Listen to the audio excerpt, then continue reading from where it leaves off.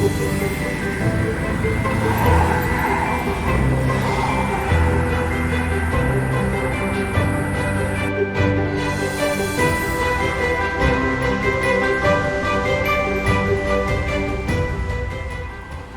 kami nga landmark, nako siya impact sa among community. Kasi nakilala po lalo ang barangay Pinagakan because of this.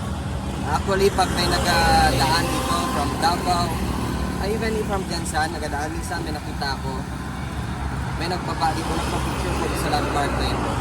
So, by that, nailhan na ginabuha ang barangay. Tapos ito yung taga Jansan, wala kabalo. Isa na nga barangay ang Pinagakan. Wala naman ang appeal sa 26 barangay. So by this, thankful gid kayo may ang barangay Pinagakan, especially the Council of Barangay Pinagakan.